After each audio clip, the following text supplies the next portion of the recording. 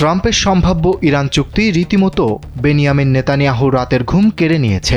সমীকরণ যা দাঁড়াচ্ছে তাতে এই চুক্তির সুবাদেই হয়তো ধ্বংসের হাত থেকে বেঁচে যাবে দেশটি। আর ইরানকে বাঁচাতে গিয়ে এই চুক্তির আগুনে রাজনৈতিকভাবে যেন পুড়তে বসেছেন স্বয়ং নেতানিয়াহু।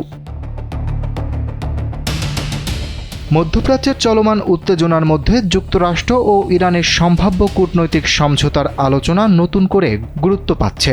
কারণ গুঞ্জন উঠেছে মার্কিন প্রেসিডেন্ট ডোনাল্ড ট্রাম্পের সম্ভাব্য ইরান চুক্তি ইসরায়েলের প্রধানমন্ত্রী বেনিয়ামিন নেতানিয়াহুর পছন্দ নাও হতে পারে। স্যান্ডেলিনা সো, রূপচর্চায় আভিজাত্য। এখানেই শুরু হয়েছে নতুন রাজনৈতিক সমীকরণ। যুক্তরাজ্য ভিত্তিক সংবাদ মাধ্যম মিডল ইস্ট আইয়ে প্রকাশিত এক নিবন্ধে বিশ্লেষক সামি আল আরিয়ান দাবি করেন, নেতানিয়াহুর রাজনৈতিক দৃষ্টিভঙ্গি এমন যে ইরান ও তার মিত্রদের আঞ্চলিকভাবে নিষ্ক্রিয় না করা পর্যন্ত তিনি কোনো স্থায়ী সমাধান মানবেন না। তার মতে গাজা, লেবানন, সিরিয়া বা ইয়েমেনের সংঘাতগুলো আলাদা কিছু নয়, বরং এগুলো বৃহত্তর আঞ্চলিক আধিপত্যের লড়াই।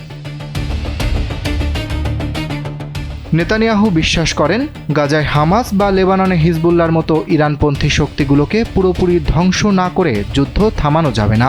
দীর্ঘ সামরিক অভিযানেও কাঙ্ক্ষিত লক্ষ্য না মিললেও তিনি পিছু না হটে আরও কঠোর পদক্ষেপের পক্ষপাতী, যেখানে ইসরায়েল হবে প্রধান প্রভাবশালী শক্তি আর যুক্তরাষ্ট্র হবে তার আজ্ঞাবহ নিরাপত্তা অংশীদার। অন্যদিকে হোয়াইট হাউসের হিসাব এখন ভিন্ন। মার্কিন প্রেসিডেন্ট ডোনাল্ড ট্রাম্পের সামনে এখন দেশের ভেতরের তীব্র চাপ। দীর্ঘস্থায়ী ও ব্যয়বহুল বিদেশি যুদ্ধে জড়ানোর বিরুদ্ধে মার্কিন ভোটার ও প্রভাবশালী গণমাধ্যম ব্যক্তিত্বরা এখন সোচ্চার। সাধারণ আমেরিকানদের যুক্তি, পরের দেশের স্বার্থ রক্ষা করতে গিয়ে কেন তাদের জ্বালানি মূল্য বৃদ্ধি ও অর্থনৈতিক চাপ সহ্য করতে হবে। তাছাড়া একের পর এক হামলায় মধ্যপ্রাচ্যে মার্কিন সামরিক ঘাঁটিগুলো এখন হুমকির মুখে। প্রতিরক্ষা সরঞ্জামের অতিরিক্ত ব্যবহারে মার্কিন সামরিক সক্ষমতার উপরও চাপ বাড়ছে। ফলে ওয়াশিংটন বুঝতে বাধ্য হচ্ছে যে শুধু সামরিক শক্তি দিয়ে রাজনৈতিক লক্ষ্য অর্জন অসম্ভব। দীর্ঘমেয়াদে কূটনীতিই একমাত্র পথ। আসন্ন মধ্যবর্তী নির্বাচনের চাপ তো রয়েছেই। নতুন কোনো বড় সংঘাত ট্রাম্পের অভ্যন্তরীণ রাজনৈতিক এজেন্ডা বাস্তবায়ন কঠিন করে তুলতে পারে।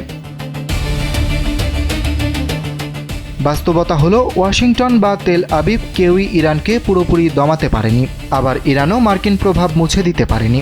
এই অচল অবস্থায় পাকিস্তান সহ কয়েকটি দেশের মধ্যস্থতায় একটি সম্ভাব্য সমঝোতার গুঞ্জন শোনা যাচ্ছে, যেখানে 60 দিনের যুদ্ধবিরতি, হরমুজ প্রণালীর নিরাপত্তা নিশ্চিত করা এবং ইরানের উপর থেকে আংশিক নিষেধাজ্ঞা তোলার মতো প্রস্তাব রয়েছে।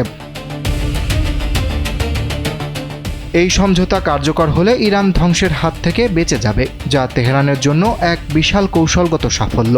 আর ঠিক এই কারণেই ইরানের ক্ষেপণাস্ত্র কর্মসূচি ও আঞ্চলিক প্রভাব টিকে থাকার এই সম্ভাবনা নেতানিয়াহুর জন্য চরম অস্বস্তির কারণ হয়ে দাঁড়িয়েছে।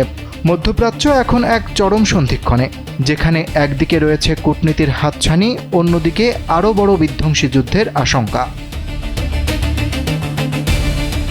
অরিত্র বাসু, কালবেলা।